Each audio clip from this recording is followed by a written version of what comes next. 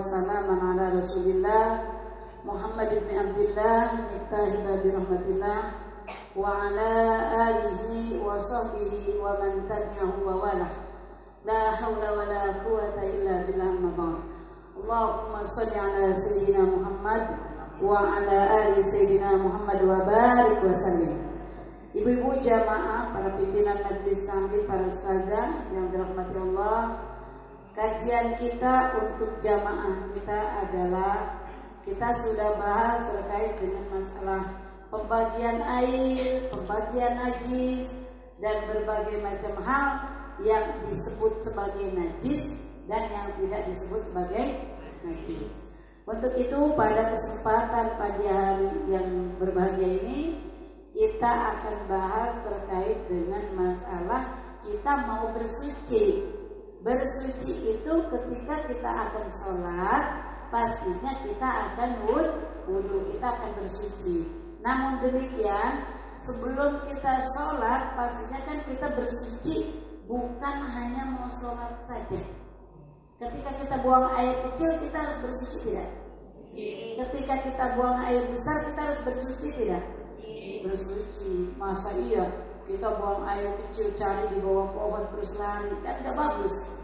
Dan juga sebagaimana yang sering saya sampaikan, bahwa penyebab disiksanya kubur bukan sebab dosa yang baik, bukan karena dosa yang besar, tetapi kebanyakan kata Rasulullah yang disiksa kubur itu adalah kebanyakan mereka yang buang air kecil, pipis, kencing, tidak bersuci alias tidak cebok.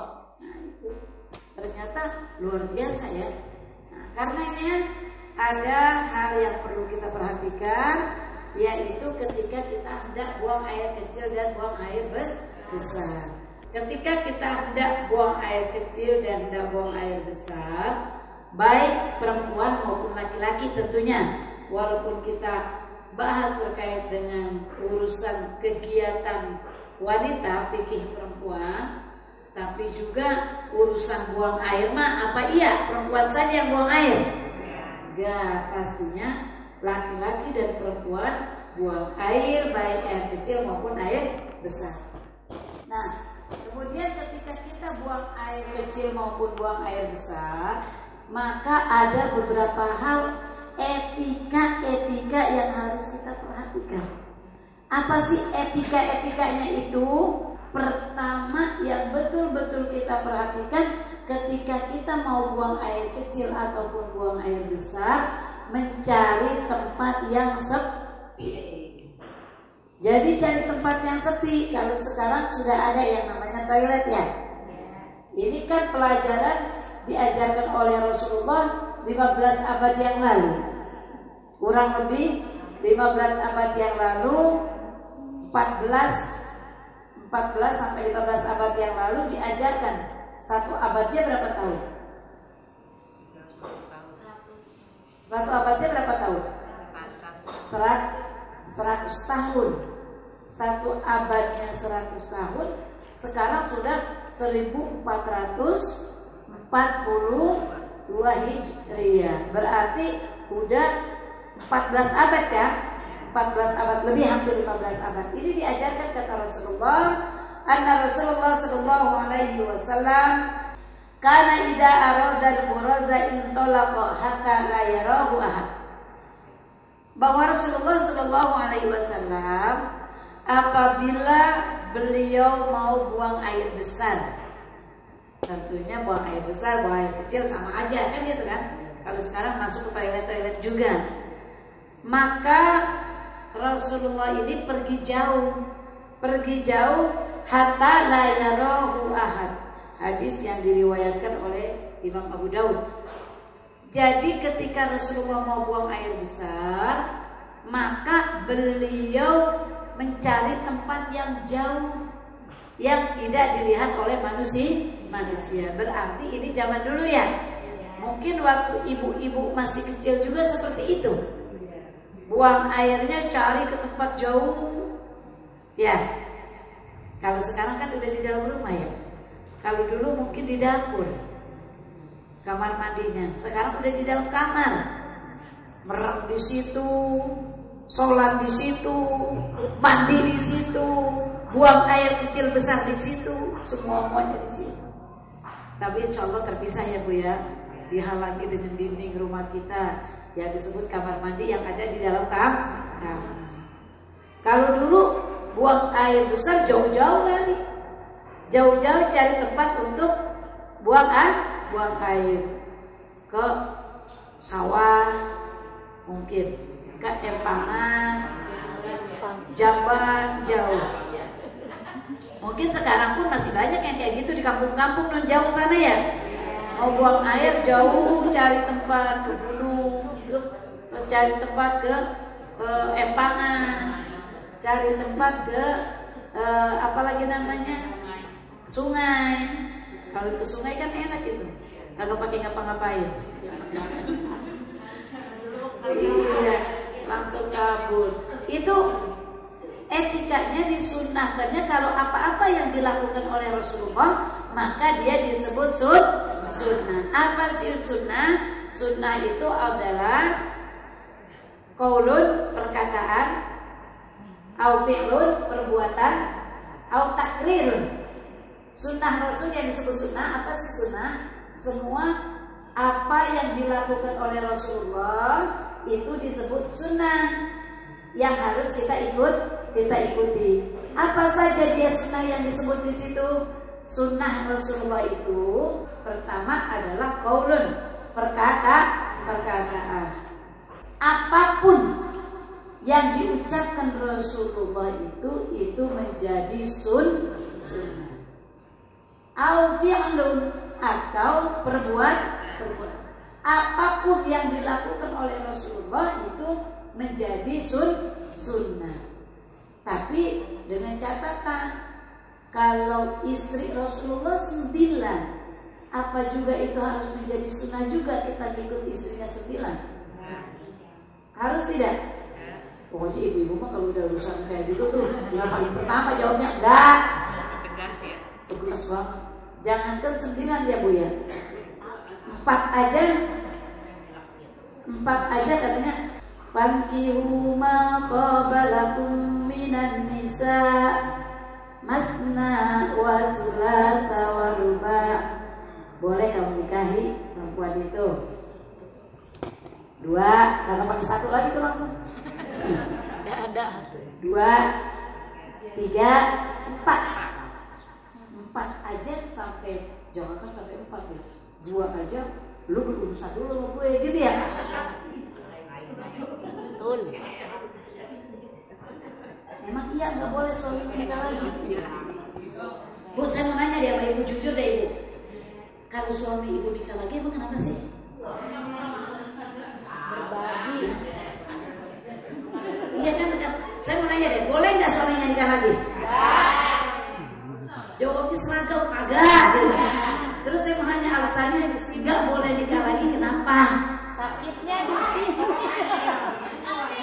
Sakitnya di sini. Gak rela membagi cinta, gaya banget. Jadi apapun yang dilakukan oleh Rasulullah itu adalah sunnah. Pokoknya gue ngikutin deh apa yang dilakukan Rasulullah, saya ngikutin kecuali suami jangan kawin lagi. Kita kan lagi bicara au fi'lun, apapun yang dilakukan oleh Rasulullah, au takrirun, apapun yang dilakukan oleh sahabat tetapi Rasulullah diam. Ketetapan Rasul itu juga sunnah. Apa itu? Tadi seperti tadi kan Rasulullah contohnya terkait dengan masalah qaulun perkataan. Nah perkataan itu kata Rasulullah, sallu kama ra'aitumuni usolli. Salatlah kamu semuanya sebagaimana kau melihat aku salat. Itu kan perkataan dan perbuatan. Itu sekaligus perkataan dan perbuatan. Sallu kama ra'aitumuni usolli. Salatlah kamu sekalian sebagaimana kalian melihat aku sholat. Itu adalah sekaligus diucapkan sekaligus dilakukan. Nah, mana yang dilakukan saja seperti tadi. Ketika anna Rasulullah sallallahu alaihi wasallam idza arada al-buraza intalaqa hatta la yarahu ahad. Ketika Rasulullah akan melakukan buang air besar, maka beliau mencari tempat yang jauh yang tidak dilihat oleh satu orang manusia pun. Itu adalah perbuatan. Jadi kita juga mungkin di tempat-tempat jauh di sana, di daerah-daerah terpencil masih ada seperti itu kan. Kita jangan mengira begini, kita mengira di tempat saya mah sudah enak, di tempat saya mah udah buang airnya di kamar mandi, buang airnya di kamar tidur, buang air kecil, buang air besar semuanya di kamar tidur, udah enak begitu. Terus semuanya kita menganggap seperti itu. Jangan dianggap seperti itu. Kenapa? Di daerah terpencil jauh di sana bisa jadi dia mau buang air pun harus mencari sungai yang jauh.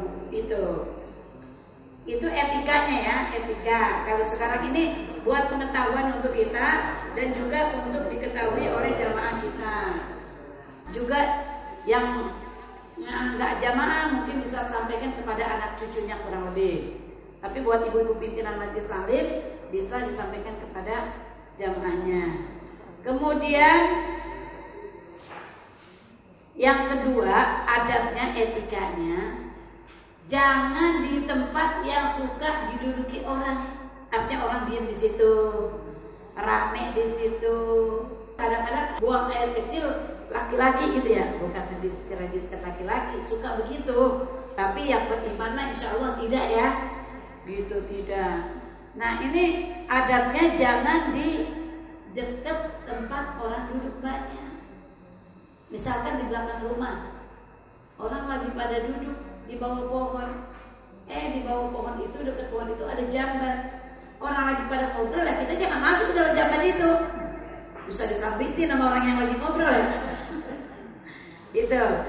Jadi kata Rasulullah sallallahu alaihi wasallam, ittaqul la'inina ay ma yajribu la'natan nas. Qalu wa man la'inani ya Rasulullah? Qala alladhi yatakhalla fi tariqin nas aw zillihim. Jauhilah sesuatu yang menimbulkan laknat Allah atau yang tidak disukai juga oleh manusia. Qalu wa man la'inani ya Rasulullah? Apa itu yang dilaknat ya Rasulullah? Manusia juga benci, Allah juga melaknat. Apa itu ya Rasulullah? Qala alladhi yatakhalla fi tariqin nas aw zillihim, yaitu mereka yang buang air besar di jalan-jalan manusia atau tempat berteduh manusia. Jadi intinya buang air kecil juga nggak boleh di jalanan. Kalau misalkan lagi di jalan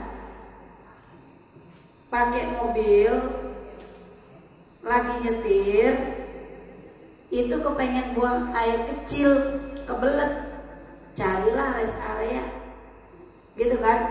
Jangan berhenti di jalan, kemudian buang air kecilnya di samping mobil. Apalagi jalan raya, sambit dari jalan raya, iya, bertahap gitu. Ada yang begitu? Nah, terus selanjutnya adalah jadi jangan di tempat jalan orang. Berarti kalau yang suka ada di jalan motong ayam itu berarti dia nggak ngaji ya Bu ya? Lagi burung-burung dia ngaji Bu. Nah mudah-mudahan dengan ngaji kayak gini kan jadi bisa dikasih tahu. Dan itu jadi jangan di jalan ataupun di tempat orang berteduh, apalagi di bawah pohon yang terkena matahari bisa bau. Tuh yang perlu kita perhatikan. Kemudian, nah inilah indahnya Islam. Dalam artian indahnya Islam, kita udah nggak boleh buang air besar, air kecil di jalan, di tempat orang berteduh nggak boleh, rame-rame. rame-rame ataupun tempat orang banyak juga nggak boleh. Kita harus cari tempat yang jauh. Selain itu, ini yang sering terlupakan oleh kita. Apa itu terlupakan? Kita kayaknya dari kecil, dari ngaji, masih orang kita udah ngaji. Apa katanya ngaji? Tuh, Umar segitu kecilnya anak-anak kecil, 3 tahun, 4 tahun, 5 tahun, diajarkan. Apa itu diajarkan?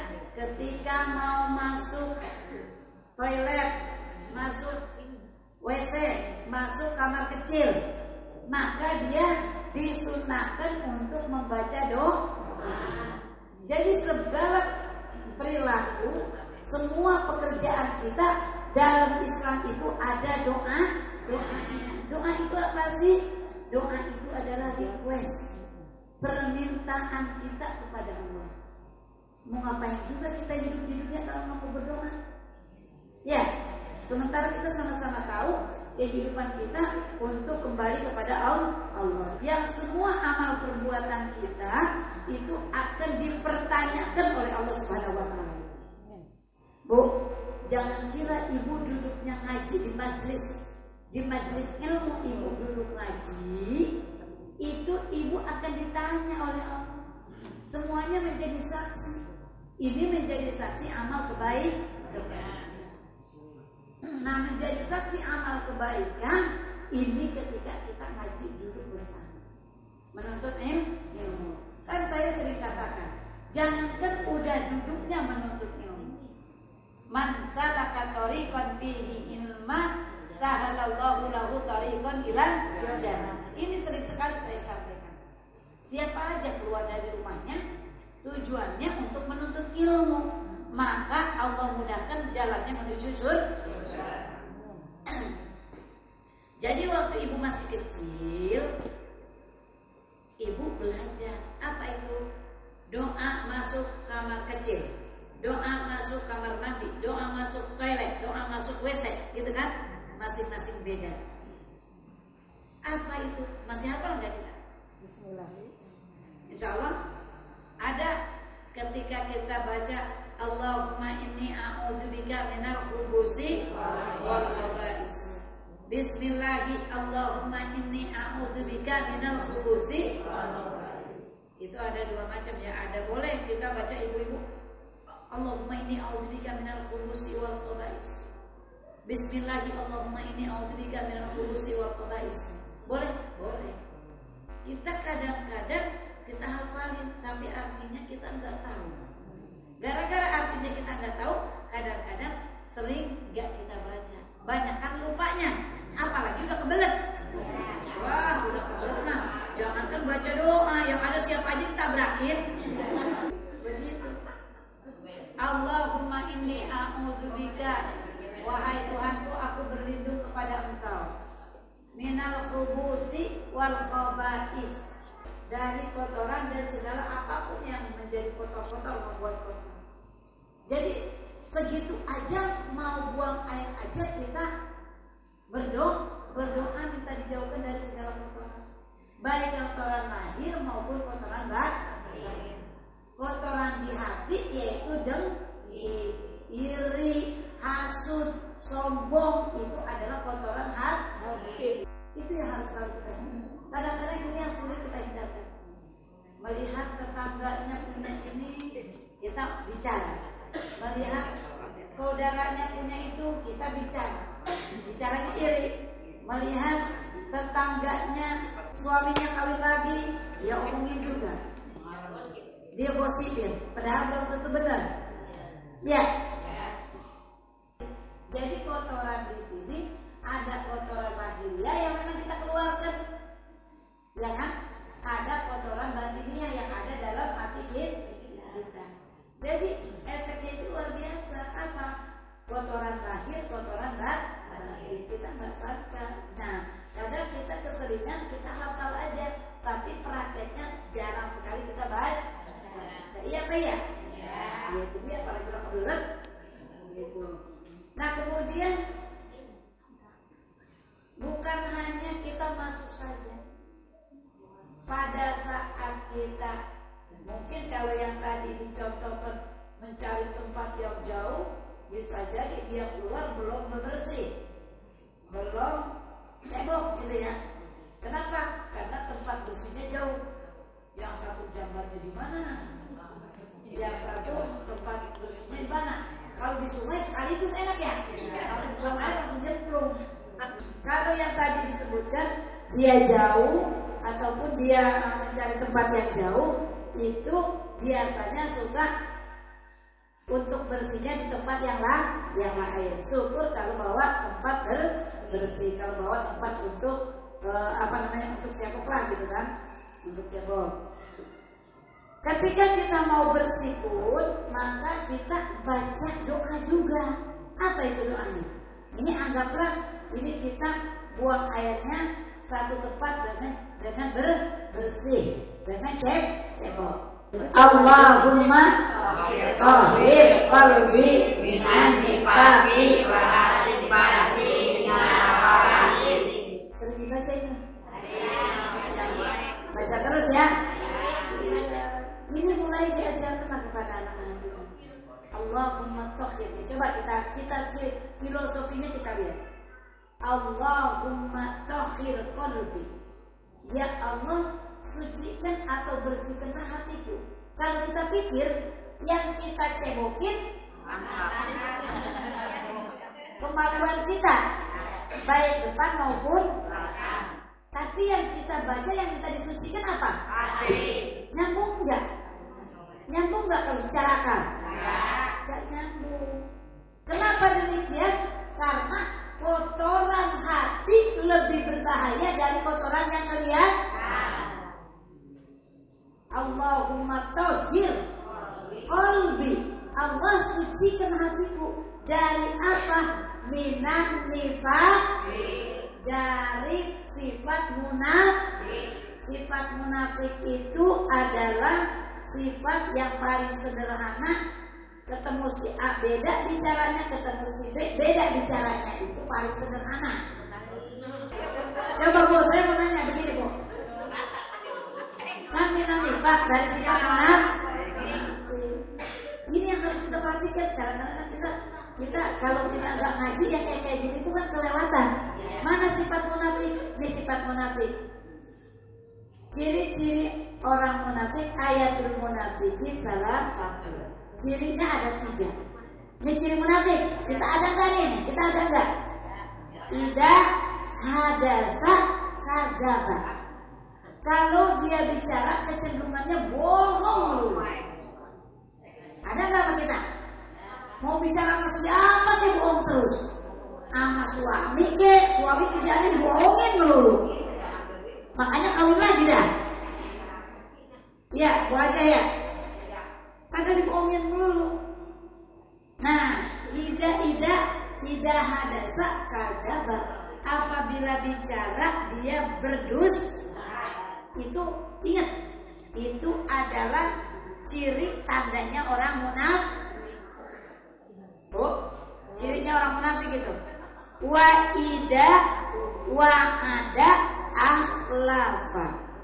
Yang kedua, jika dia berjanji, dia selalu mangkir, ingkari janji. Bukan khianat, ingkari janji. Kalau dia berjanji, oh iya, nanti saya kasih apa? Saya punya baju bagus-bagus, nanti saya kasih ya. Jangan banyak-banyak, 3 dah. Wah, udah senang banget tuh mau dikasih baju 3. Ternyata ditungguin sehari sampai sebulan sampai setahun kagak datang tuh baju. Berarti bicaranya bohong ataupun ingkar janji. Terus, Bu Ustazah, saya mau pinjam uang. Berapa? 1 juta. Nah, udah mau pinjam uang ke ustazahnya 1 juta. Kapan digantinya? Minggu. Udah tawar banget itu seminggu katanya. Pinjam uang gak tuh? 1 juta sama ustazahnya, Ustazah Lilis dah. 1 juta. Ngomongnya seminggu. Bicaranya seminggu diganti. Udah sampai seminggu diganti gak?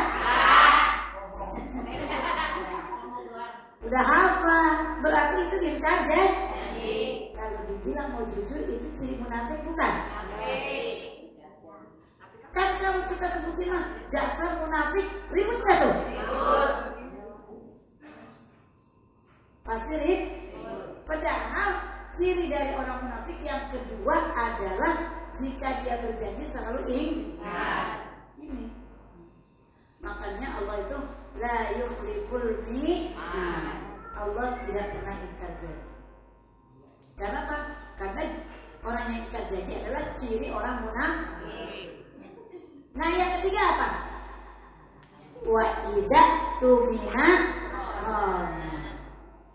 Jika dia dikasih kepercayaan, dia diminta jadi penulis uang arisan. Tulisannya kagak ada, duitnya nggak ada. Khianat nggak tuh? Jadi ada tiga. Nah kembali kepada kita waktu bersih, baik bersih kubur kita maupun kubur kita, kemaluan depan, kemaluan belakang kita baca doa.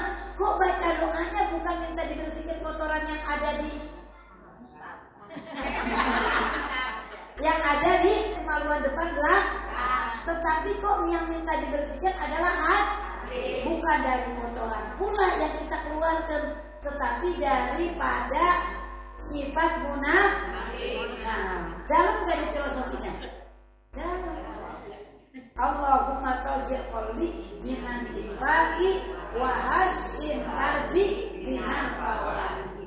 Jaga kemaluanku dari segala perbuatan yang berjurus kepada kedurhakaan, yang perbuatan dosa perbuatan keji, fawasi perbuatan sangat jelek.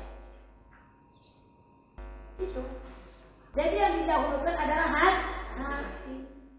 Baru kita minta doa bukan dibersihkan tapi dijauhkan dari segala perbuatan dosa.